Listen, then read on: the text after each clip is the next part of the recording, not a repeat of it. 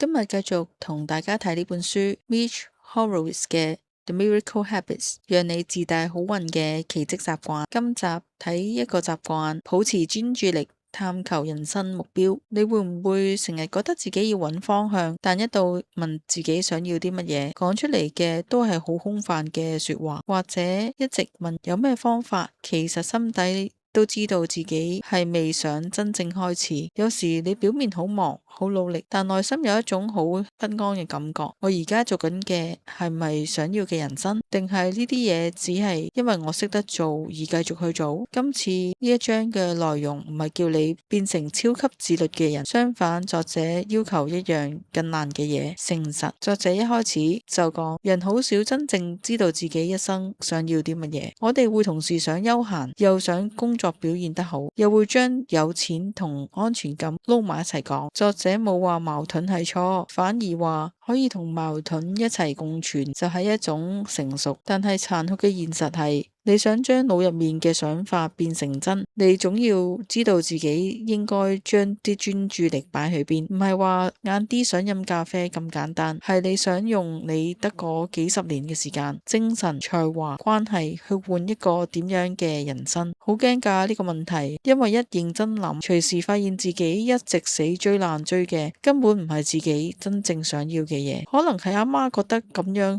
穩陣啦，朋友覺得有型啦，又或者純粹擺上去LinkedIn睇落去幾好睇咁啩。所以唔好再用標準答案呃自己。我想成功即係點啊？我想自由，係財務自由啊，定係時間自由，定係唔想再對住某種人際關係嘅壓力？我想 work-life balance。你係想準時收工啊，定係想有心機同屋企人一齊食飯？講清楚啲。講到行動，作者講得好直。一個人真係極度想要一樣嘢嘅時候呢，佢係唔會死留喺揾方法呢個位嗰度嘅，佢會去計劃、去度橋、去喐手去做。唔係話方法唔緊要，但係好多時候我哋仲未揾到最好嘅方法，只係一塊好靚嘅遮醜布，用嚟包裝你嘅恐懼。想寫文就日日研究用咩 app， 想轉工就嘥幾個禮拜時間搞個 CV 嗰隻方，想修補關係就一等再等所謂嘅最完美嘅開場白。講真，每個人嘅現實條件唔同，屋企情況係點啊，健康狀況，銀行有幾多錢，全部都係限制。作者都明，所以我哋無謂去怪自己。你做唔到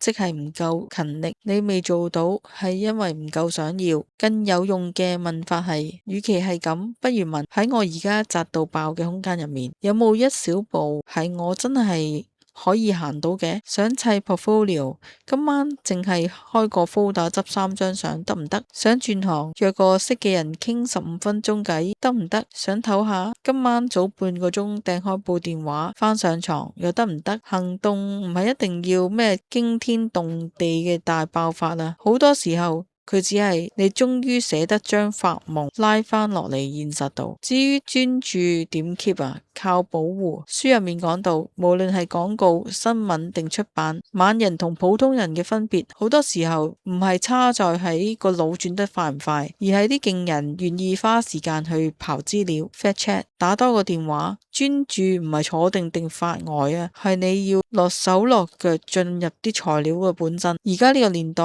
呢點簡直係救命，每日打開部機幾多嘢搶住你嘅注意力啊，新聞啊、短片啊、無聊 group message。作者提我哋，唔係所有嘅新嘅嘢都要記入你嘅腦度，有啲資訊應該係幫你強化緊你本身重視緊嘅價值同埋方向，唔係叫你做苦行僧。娛樂休閒嘅都要，但係如果你日日俾個世界話俾你知，你今日應該關心啲乜嘢，你個人生目標就會慢慢俾人溝淡咗。你以為自己只係碌兩下 IG 放鬆下，其實你係將一日入面最清醒嗰幾十分鐘交咗俾同你人生幾碼子拉唔埋嘅嘢嗰度。仲有拖延，作者將拖延同恐懼掛鈎，呢下真係幾型。平時我哋覺得自己拖係因為懶、時間管理差，但係查實呢，好多時候拖延嘅底層係驚失敗，驚俾人睇到，驚一喐手就證明自己其實冇想象中咁有料或者冇天分。當然，如果你嘅恐懼搞到你嚴重情緒困擾，就要揾合資格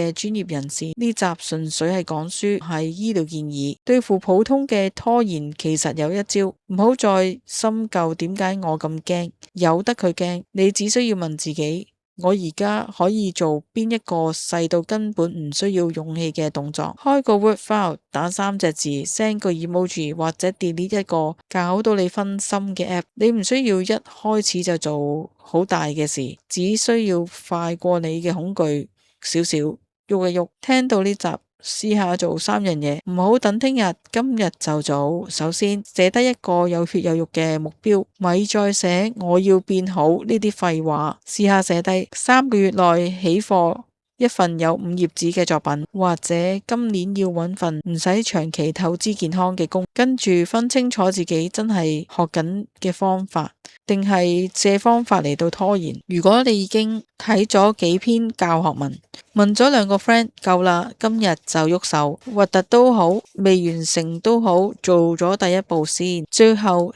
斬斷一份會分薄你注意力嘅嘢，可能係一個 notification， 一個廢水 group， 或者一種習慣。專注有時唔係加法，而係減法。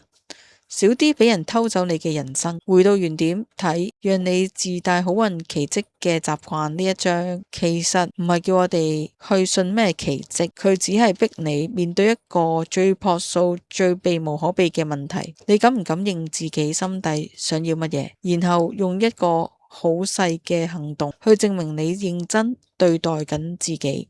如果今集有某一句令你覺得聽到自己把聲，或者想今晚誠誠實實寫低一個目標，歡迎訂閱讀書日誌，順手俾個 like。你嘅支持就係幫緊我哋繼續讀書落去，慢慢拆開生活入面嗰啲我哋平時無力面對嘅結。我哋下集見。